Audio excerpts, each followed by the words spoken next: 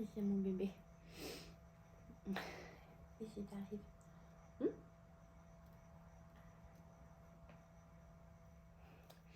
Coucou tout le monde, j'espère que vous allez bien.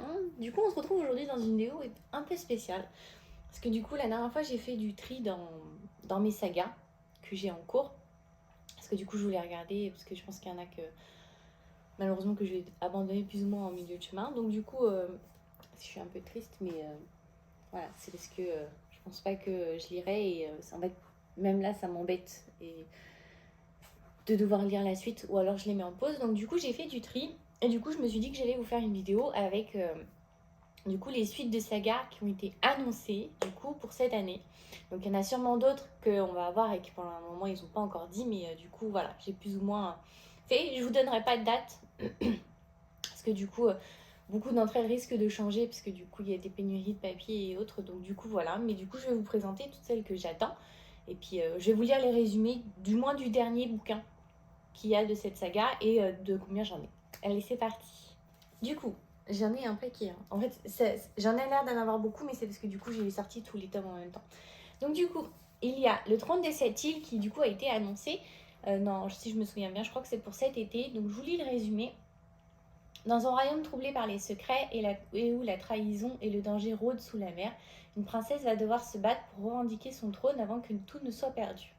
C'est le grand jour pour la princesse Amora, fille unique de la fille Mentora, qui dirige le royaume Visidia. Elle va devoir asseoir sa position d'héritière au trône en effectuant une démonstration de sa magie devant son peuple, mais quand le rite de passage tourne au désastre, la jeune femme est forcée de fuir. Elle va alors faire la rencontre de Bastian, un mystérieux pirate avec lequel elle va passer un marché. Ensemble, ils vont devoir parcourir les mers des royaumes, pleine de merveilles et de dangers, avec pour objectif stopper l'émergence d'une nouvelle magie destructrice. Pour la vaincre, Amora devra affronter des monstres légendaires, croiser le chemin d'une sirène redoutable et même gérer un passager inattendu. Si elle échoue, elle mettra en péril le destin de Visidia et perdra la couronne des 7 îles à jamais. Donc du coup voilà, déjà la couverture, c'est 2 Axis qui continuent à le sortir, donc la couverture est juste géniale. Il va falloir que je le relise avant d'y aller. Je vous montre, il y avait une carte dedans. Il va falloir que je le relise avant que du coup le tome 2 sorte, parce que du coup j'ai très peu de, on va dire, de souvenirs. Je me souviens juste que du coup on me l'avait un peu vendu comme, vous voyez, avec des sirènes et autres, et de ce que je me souviens, je m'attendais à ce qu'il y ait beaucoup plus d'action sur le bateau, et en fait c'était vraiment kiff. C'était un peu les deux, donc voilà. Ensuite, tadam, il y a normalement la suite de Vampiria qui sort. Donc ça c'est le tome 1, La Cour des Ténèbres, et ça c'est le tome 2, du coup La Cour des Miracles, pardon, qui pour le coup c'est une saga qui est juste géniale. C'est un très très bon livre. J'adore me plonger dedans, et donc du coup en fait on est dans une France qui n'a jamais quitté du coup le Moyen-Âge, puisque du coup le roi Soleil n'est jamais mort. Il s'est transformé en vampire. Une jeune fille qui du coup par la force des hasards et des choses est devenue fille d'une noble, alors que pas du tout, n'a qu'un désir, du coup c'est se venger et du coup tuer ce roi Soleil. Sa première tentative a échoué, elle s'est soldée on va dire plus ou moins par une trahison. La deuxième, elle a pas réussi, mais elle a failli en fait perdre son objectif de vue, parce que du coup elle a failli on va dire laisser un autre vampire régner du coup sur la France.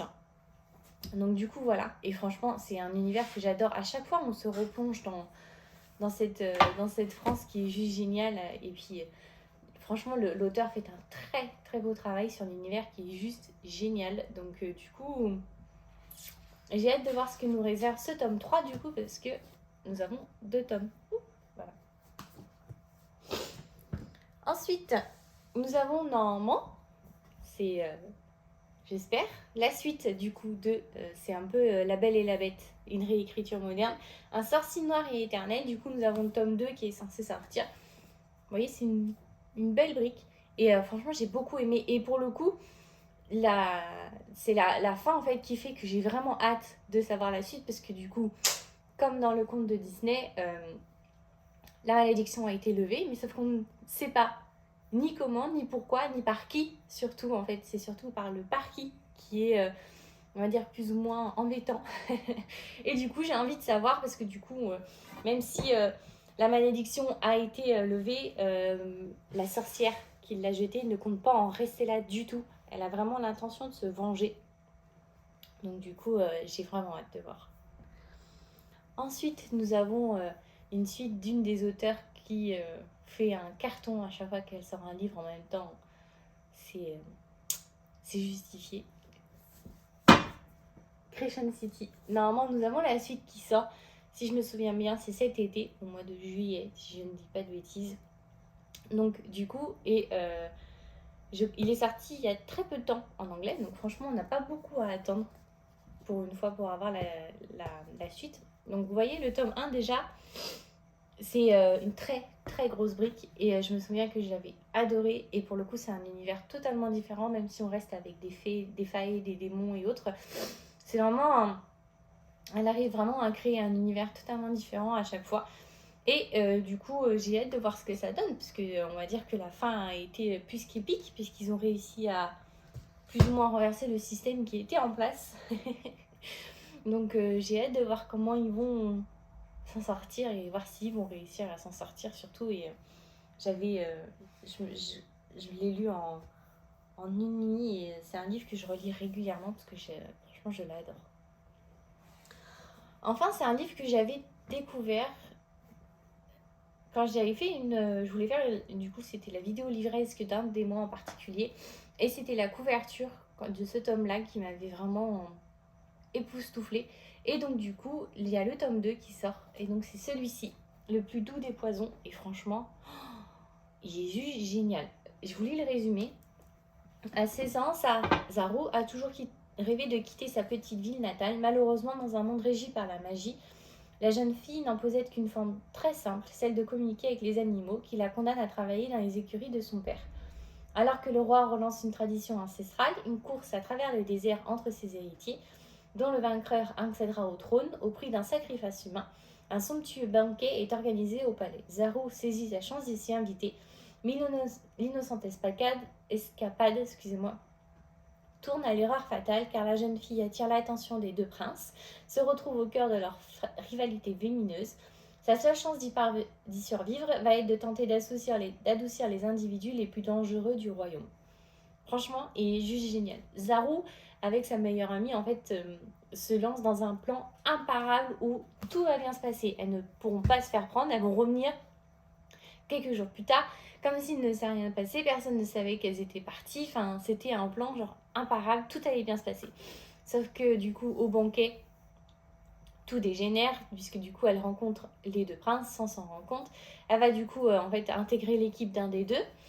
Elle va du coup se retrouver à être le sacrifice humain. Et en fait, c'est vraiment, du coup, toute la course, du coup, au trône, dans le désert, qui rend ce tome si intéressant, parce que du coup, non seulement on voit la rivalité entre les deux frères, qui est juste franchement impressionnante, enfin elle est choquante, franchement ils se détestent royalement.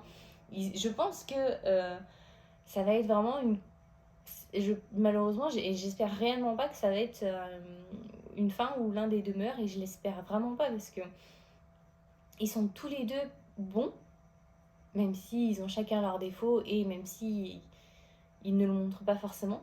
Mais j'espère réellement que tout va bien se passer en quelque sorte quand du coup ils vont rentrer au royaume, parce que l'un des deux princes du coup survit avec Zaru.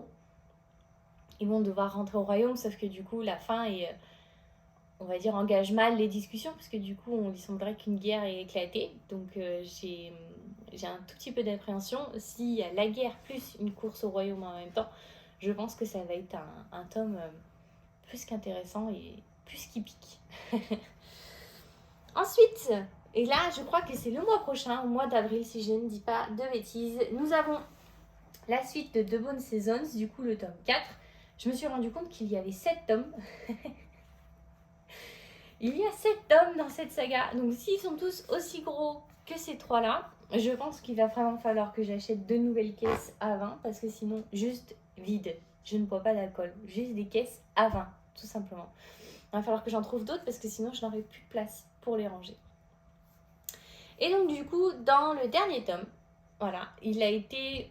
Alors, c'est vraiment plus, on va dire, une consolidation, voilà, d'une position du coup de Paige, puisqu'elle a réussi enfin à régner du coup, à tuer, on va dire, son ancien maître. Elle du coup règne sur l'ombre, elle est suzeraine. Sauf que tout ne se passe pas comme prévu, puisque du coup Sion a réussi à avoir, on va dire, une dernière arme qui va leur permettre du coup de découvrir du coup ces humains un peu modifiés qui ont des pouvoirs, ou du moins sans s'en rendre compte. Sauf que du coup, Paige est du coup dans leur viseur, parce qu'elle décide d'utiliser du coup son pouvoir et sa position de suzeraine en fait pour utiliser du coup tous les gens sous ses ordres pour convaincre Sion, pour en fait que les gens se rendent compte réellement de qui ils sont et de pourquoi et pour qui ils travaillent surtout. Et la fin est épique parce que du coup, elle arrive enfin, franchement, enfin, à mettre un coup d'arrêt, un bon coup d'arrêt à l'expansion de Sion. Elle va réussir à mettre un petit coup là où il faut, bien comme il faut, bien placé. Et du coup, elle fuit l'Angleterre pour du coup aller en France. Et du coup, à la fin, il y a un tout petit bout du coup où en fait on voit sa vie à elle, du coup en France, qui est assez rigolote pour être honnête, j'aime beaucoup.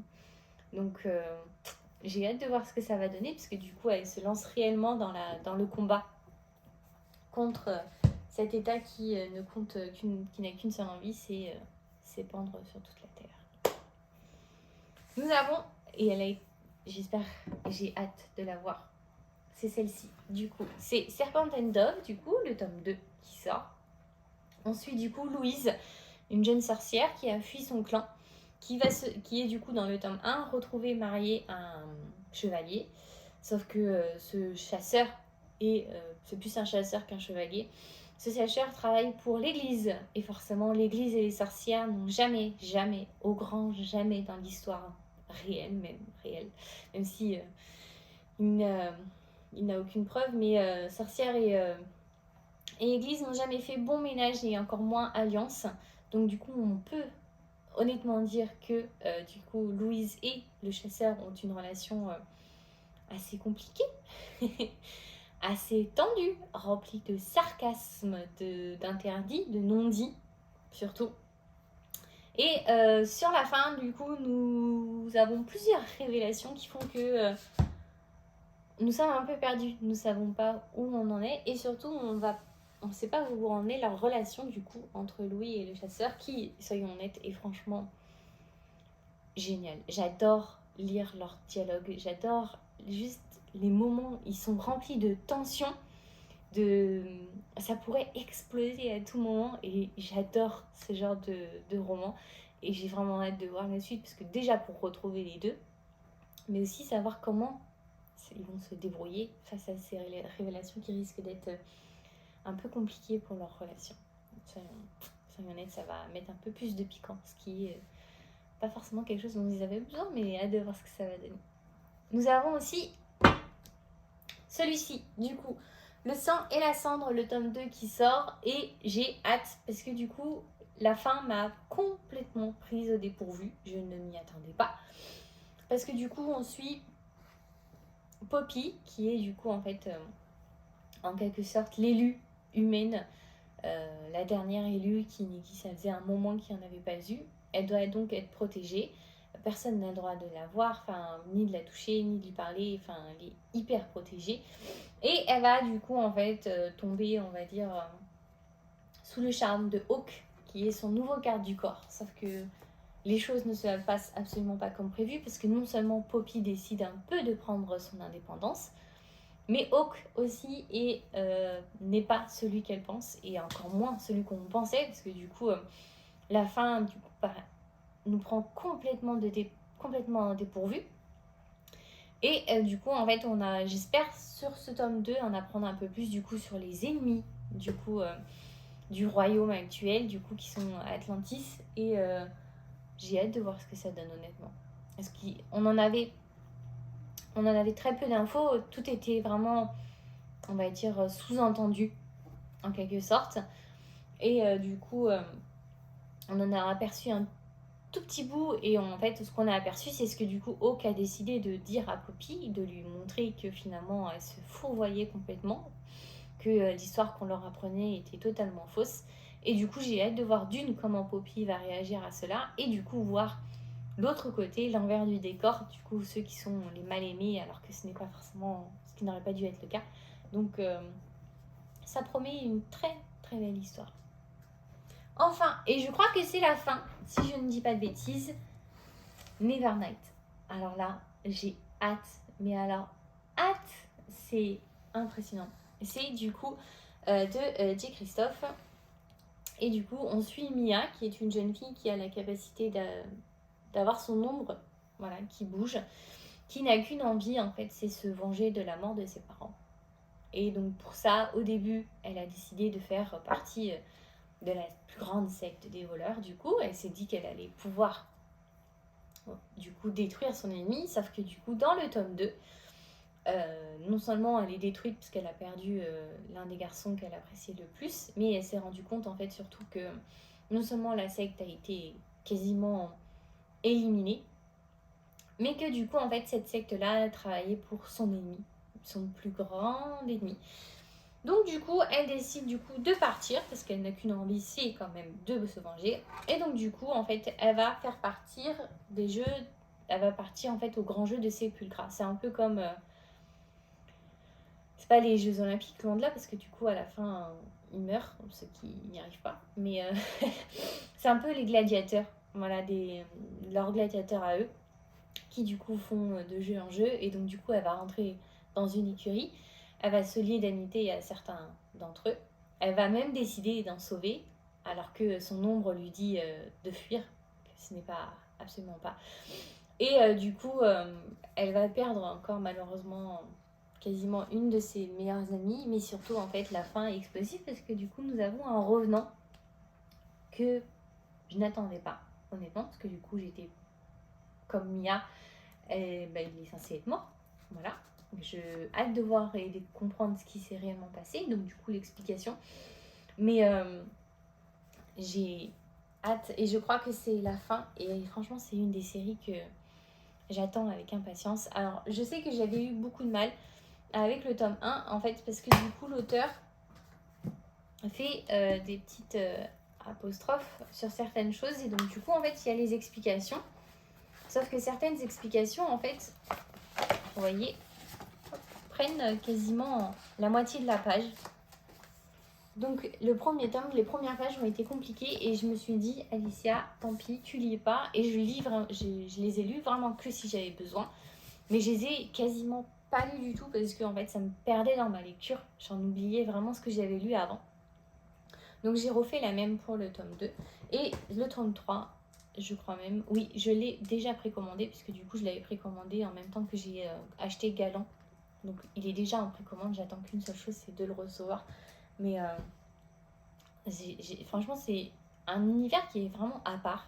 C'est juste, c'est une vengeance, hein, soyons honnêtes, c'est sanglant. Le tome 1 est dur et assez sanglant. Le tome 2, c'est loin d'être une partie de cartes non plus, c'est assez fort. Mais j'aime beaucoup parce que Mia, c'est quelqu'un qui... C'est une héroïne, franchement, badass, mais qui rebondit sur ses pieds, qui accepte aussi ses erreurs, ses faiblesses, parce qu'elle en a, c'est une humaine comme tout le monde. Et j'adore, franchement. Et dans le tome 2, son ombre prend une part un peu plus importante, parce que du coup, elle en a deux. Et j'aime beaucoup. Franchement, c'est quelque chose que j'aime beaucoup et j'ai beaucoup apprécié. Et leur petit dialogue qui est assez rigolo de temps en temps. Donc j'ai vraiment, vraiment hâte que ce tome-là sorte. Nous avons les saisons de la tempête qui sort. Et j'ai hâte de voir parce que du coup, ils ont totalement renversé. Du coup, Jack a du coup réussi à renverser tout l'univers et tout le contrôle que certains pouvaient avoir sur lui. Et donc du coup, il a réussi. Et enfin, et avec Fleur, ils sont du coup tous les deux amoureux. Et du coup, ils ont beaucoup plus de liberté, vu du coup ce qui était montré à la fin. Sauf que du coup, j'ai lu le résumé du tome 2. Jack regrette un peu du coup de ne plus être l'hiver ce qu'il était réellement. Et parce que du coup, il est pas sous ses ordres, mais en fait, il aide Fleur dans sa tâche du printemps. Donc du coup, voilà. Donc j'ai hâte de voir parce que je pense que malgré qu'ils ont réussi à renverser l'ordre comme il était, les choses vont absolument pas bien se passer. Il y en a toujours un pour mettre le bazar, pour pouvoir regretter un ancien temps qui était jadis beaucoup mieux. Enfin bref, blablabla, comme on entend en parler plus d'une fois. Qui regrette le contrôle, nanana. Et donc je pense que ce tome 2 va être sur celui-ci, puisque du coup, à mon avis, il va y avoir de nouveau une mini-rébellion et voir comment ça va se passer. Donc ça promet un récit assez riche. J'ai hâte de voir ce que ça donne. Et nous avons celui-ci, La carte des confins. J'ai trop hâte. Le tome 2, du coup, qui sort. Ça a été une agréable surprise. C'est ma soeur qui me l'avait prêté. Et du coup, je l'ai pris après parce que moi, franchement, j'adore pirate déjà sur la mer. Et j'ai hâte de voir ce que ça va donner parce que du coup, on suit Kali qui est une très très bonne voleuse, pardon, excusez-moi. Qui du coup en fait va voler un compas. Mais ce compas en fait intéresse l'un des plus grands pirates du coup de l'histoire. Parce qu'il va permettre en fait du moins de l'aider, je suis désolée. Il va aider ce pirate à découvrir ce qu'il désire le plus au monde. Et donc du coup en fait ils vont se lier d'amitié, ils vont passer un pacte. Sauf que comme toute histoire, tout roman, les sentiments s'en mêlent. Donc on a une très belle histoire d'amour, même si elle est en arrière-plan. Il y a une belle histoire d'amour, elle est là. Et je l'aime beaucoup, franchement. Mais la fin, mon Dieu, ça promet un tome 2 assez exceptionnel, assez riche. Et j'ai hâte de voir parce que moi, la fin, je m'y attendais pas. Et quand j'ai lu sur Instagram, plusieurs s'y attendaient. Donc franchement, je suis restée... A few moments later. Ça y est, je crois que c'est fini. Du coup, oui, moi, je suis restée sur la fin. Je m'y attendais absolument pas. Il y en a plus d'un, apparemment, qui avait plus ou moins deviné la fin ou comment ça allait se terminer. Moi, pas du tout. Et je suis restée vraiment en haleine. Enfin, comme si on m'avait proposé un gâteau. On m'avait proposé une barre de gâteau. On m'en donnait un tout petit bout et que du coup, le reste partait devant moi. Genre, mais non, mais je veux la fin. Donc du coup, voilà, j'ai hâte de savoir ce que ça donne. Et je pense que ça va être assez impressionnant parce que du coup... tout va être chamboulé, tout l'ordre établi va être changé, donc j'ai hâte de voir ce que ça donne. Et enfin, c'est les deux derniers. Donc nous avons la fin d'une saga et la suite, ces deux-là sortent ce mois-ci. Donc franchement, je ne sais pas par lequel commencer parce que j'attends les deux avec autant d'impatience. Donc du coup, je vous les montre en même temps. Donc du coup, nous avons 200 et de glace qui est le dernier qui sort ce mois-ci, le tome 2 qui sort. Et donc du coup, c'est un très très bel univers créé par du coup l'auteur avec du coup les sirènes. Franchement, c'est juste génial du coup. Parce que du coup, c'est vraiment quelque chose de totalement nouveau et d'assez impressionnant. Parce que du coup, en fait, on suit Perséphone qui est, on va dire, malade. Elle doit pas... il y a beaucoup de choses qui lui est interdites jusqu'à ce que son père, un jour, décide de l'envoyer chez sa tante Médusa, qui habite en Bretagne, au bord de la mer. Et en fait, ça va être vraiment, franchement, ça va être les vacances du changement, parce que c'est là qu'elle va découvrir tout un univers, les sirènes en particulier. Elle va surtout aussi apprendre à connaître sa tante, une inconnue jusque-là, alors qu'elle est juste... c'est la meilleure des tantes, franchement. Mais si on pouvait tous avoir une tante comme ça serait génial. Elle est remplie de sarcasme. Mais alors, c'est juste ce qu'il faut. Le piquant qu'il faut en fait pour réveiller Perséphone et lui faire comprendre un peu, la sortir de sa zone de confort. Donc c'est juste génial.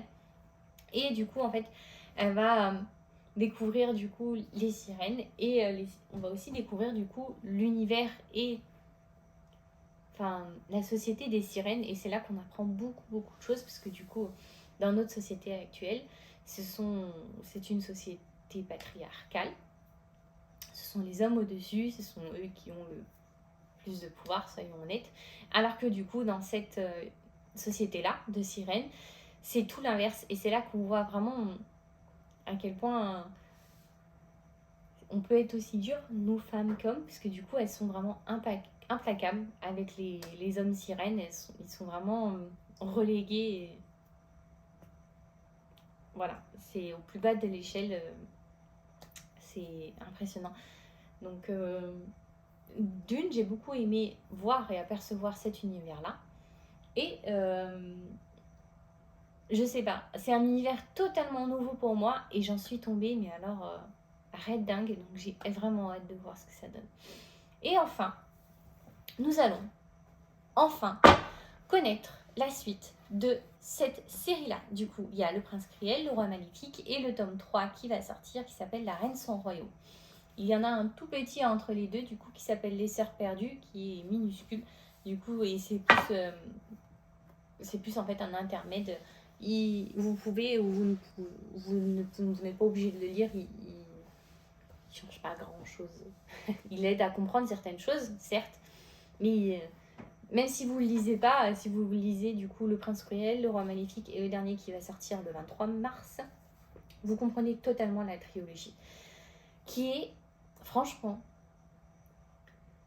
très très mauvaise pour mon cœur. Franchement, je crois que je deviens complètement folle quand il s'agit de cette série-là, parce que j'ai qu'une envie d'une.